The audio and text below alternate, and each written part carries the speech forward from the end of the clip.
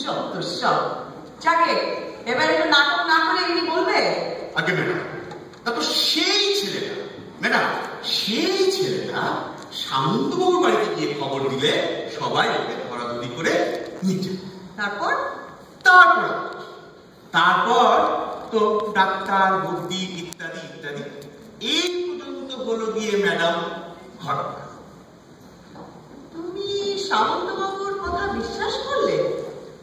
তুমি কি বলতে চাও যে উনি যে ছেলেটাকে বকছিলেন, ধরলেন, সেই গিয়ে খবর দেয় যে কে নাকি সামন্তবাবুকে পাথর ছুঁড়ে মেরেছে?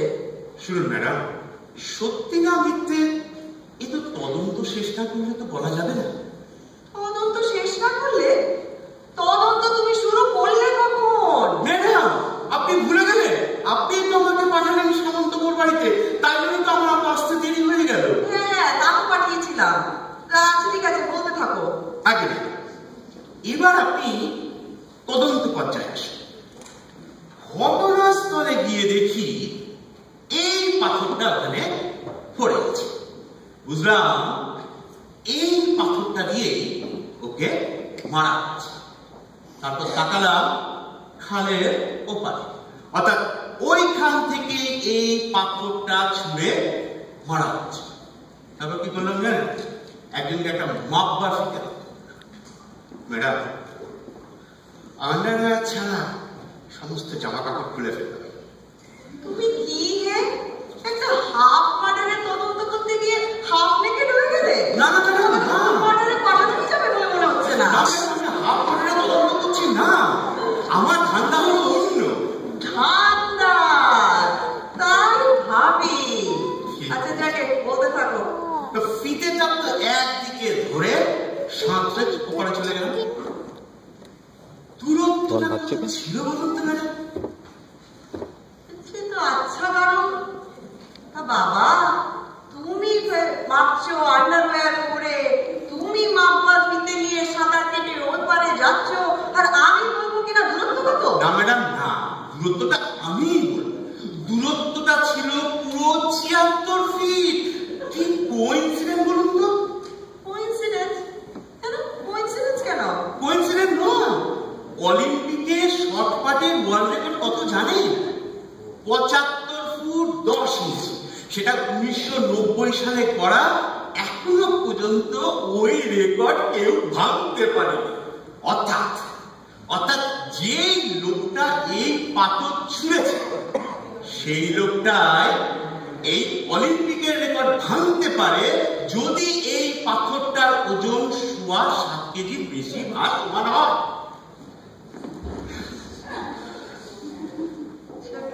তারপরে বলো। তারপর আর কি বলবো? তারপরে ছেলেটাকে ওই পাথরটা নিয়ে আমি তো দেখতে গেলাম। তখন আমাকে বলছে, আপনি কোনটা কথা জিজ্ঞাসা করছেন? এরপরে পাথরটা নিয়ে আমি গেলাম। এবার আমি সামন্তবাবুকে জিজ্ঞাসা করলাম, সামন্তবাবু আপনি কাউকে দেখতে পেরেছেন না? কিন্তু ম্যাডাম তখন তো সন্ধ্যে হয়ে গেছে, আর আপনি তো জানেন সন্ধ্যের পর উনি ভালো চোখে দেখেন না। সে আর জানি না, শালা 3 বার রেপ কেসে ধরে আনলাম, 3 বার বেকসুর খালাস। হুজুর ধর্মাবতার, সন্ধ্যের পরে ভালো করে দেখতে পাই না। নিজের বউ মনে করে অন্য মেয়ে ছেলের গায়ে হাত দিয়ে ফেলেছে, ভুল হয়ে গেছে, ক্ষমা করে দিন। শালা একবার যদি ওকে দিনের বেলায় ধরতে পারি না, 500 টাকা লটকাবো। যাকে খাবারে বলো। ম্যাডাম সামন্তবাবু তো অপরাধীকে চিনতে পারলেন না। চিনতে চাইলেন না বলো? হ্যাঁ ধরুন তাই। কিন্তু আমার মনের মধ্যে একটা জিনিস সবসময় উঁকি ঝুঁকি মারছে, এই প্রতিভাকে যদি একবার বার করতে পারি। তখন আমি কি করলাম, গ্রামের সমস্ত লোকদের বললাম, তোমরা কেউ সামন্তবাবুকে মেরেছ? কারো মুখে কোনো রা নেই। আমি তখন একটা বুদ্ধি বার করলাম, বললাম, শোনো, তোমরা যারা সামন্তবাবুকে মেরেছ স্বীকার করবে, তার তো কোনো শাস্তি হবেই না, বড় থানা থেকে তাকে তাকে 50 টাকা জরি পুরস্কৃত করা।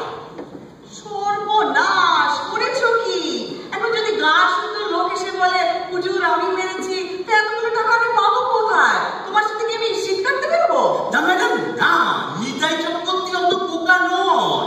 নিতাই চক্রবর্তী অত বোকা নয়। গ্রামের সমস্ত বেটা ছেলে আমার কাছে এসে বলল, ছোট বাবু আমি মেরেছি। আমি বললাম যে কথায় হবে না, প্রমাণ করো। আমি প্রমাণ চাই। ছোড়ো পাথর সব ওপার থেকে আমি দেখতে চাই যে তোমরা এত দূর পর্যন্ত কেউ ছুটতে পেরেছ। ম্যাডাম বিশ্বাস করুন না, পাথর ছুটতে ছুটতে পাথর শেষ হয়ে গেল। তখন সবাই মিলে ওই খালের উপরে দত্তদের বাড়ি, সেই পাঁচিল ভেঙে সেই পাঁচিল ছুটতে গেল। সেই পাঁচিল শেষ। তবু সেই অজ্ঞাত প্রতিভার দেখা নেই ম্যাডাম। এমন সময় দেখি লোকমা লিখলে লেপড়া লোক ভিড় টেলে আমার কাছে এসে বলল, হুজুর আমি সামন্তবাবুকে মেরেছি। আমার তো এক কথা, প্রমাণ চাই। বললাম ম্যাডাম প্রমাণ করো। ছোড়ো পাথর খালের উপর থেকে দেখতে চাই এত দূর পর্যন্ত ছুটতে পারো। ও বলল, ছোটবাবু এত প্রমাণ করবার দরকার না। আপনি গিয়ে সামন্ত বাবুকে গিয়ে বলেন হরেন মন্ডল বলেছে যে, হরেন মন্ডল বলেছে যে সে এই পাথরখানি ছুটছে। ব্যাস, আবার চলে গেলাম দাসী সামন্তের বাড়িতে।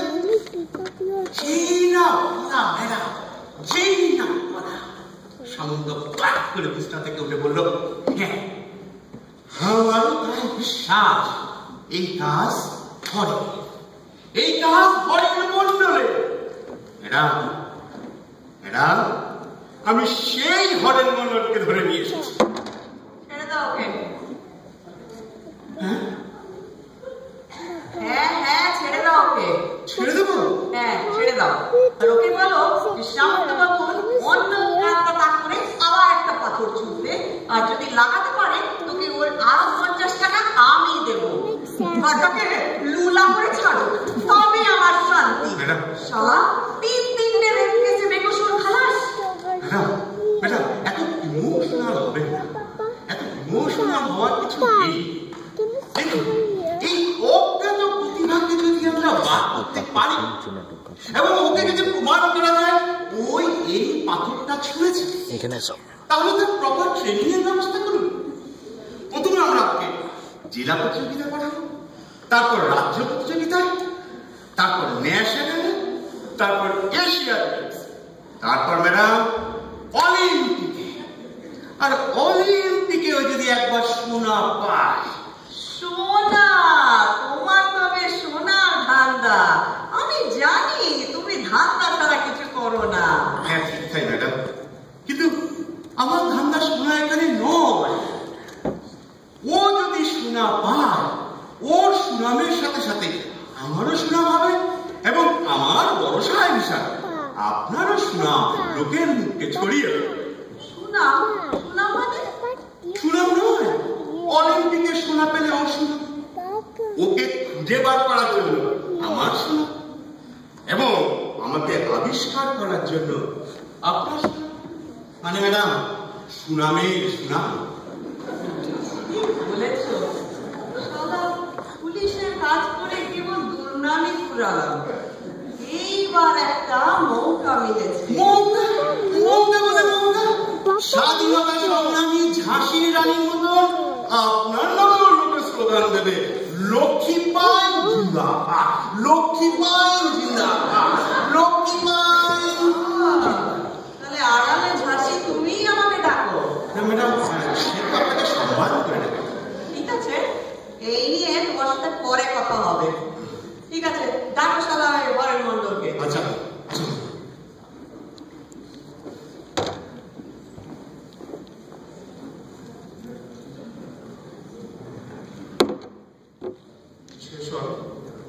ম্যাডাম এই হলো ঘরে।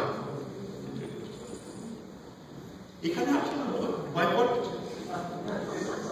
ম্যাডাম এই হলো ঘরে ঘরে মন্ডল। পেটটা একদম বিয়ারা শেপ দিয়েছে, হবে না গান্ডে পিন্ডে গিলেছে। এত গান্ডে পিন্ডে ভাত গিলিস কেন রে? সে বলেন বাবু, দুবেলা তো পেট করে ঠিক করে খেতেই পাই। তোমার যা পেট তাতে এক গুণা ধান লাগবে। যাকে ম্যাডাম এবার আসল কথায় আসা যাক। ওরকম জিজ্ঞাসা করলো ওই পাথরটা ছুঁড়েছিল। সামন্ত বাবুকে পাথরটা কে ছুঁড়েছিল? আগে বাবু আমি শালা তুমি ছুঁড়েছিলে? তুমি মিথ্যে কথা বলা হচ্ছে? একদম সত্যি কথা বলবি কিন্তু, নাহলে সোজা বাজারে চালান করবো। সত্যি করে বল, সত্যি করে বল।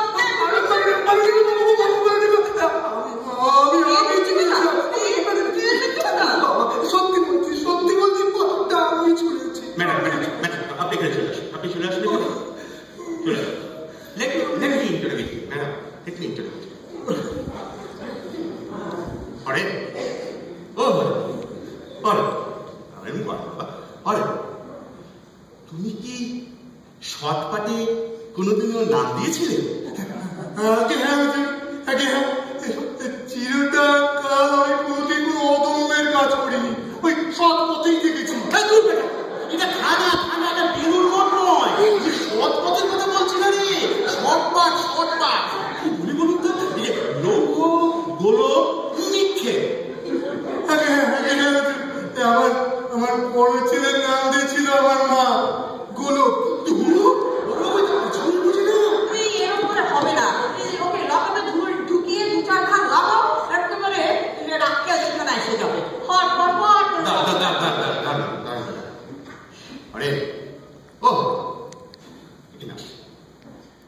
তুমি আমাকে দেখাও তো, সামন্তবাবুকে পাথরটা কিভাবে ছুঁড়েছিলেন? হ্যাঁ এরকম করে পাথর ছুঁড়ে টেকনিক জিনিসটা টেকনিক করতে হয়। এরকম ভাবে 2 পা ফাঁক করে মাটিতে শক্তভাবে দাঁড়ায়। তারপর এই গোলাটা বাঁ হাতে নিয়ে একটু এরকম ভাবে হেলে দেয়। ওকে, তারপর এই ডান হাত বা আমাকে দেখিস না, টেকনিকটা ডান হাত বা ডান হাত বা হাত করতে করতে করে ছুঁড়ে। এবার বুঝেছিস? এবার টেকনিকটা বুঝেছিস কিভাবে পাথরটা ছুঁড়তে হয়? এবার বাবা তুমি কি সামন্তবাবুকে পাথরটা ছুঁড়েছিলে? মিথ্যে বলে আমার লাভ কি বাবু? তুমি বাবা জানো না যে এরোপ্লেনে চেপে অলিম্পিকে যাবে? কোথায় যাবো? আপাতত তো লকাপে। লকাপে ভরতে পারো।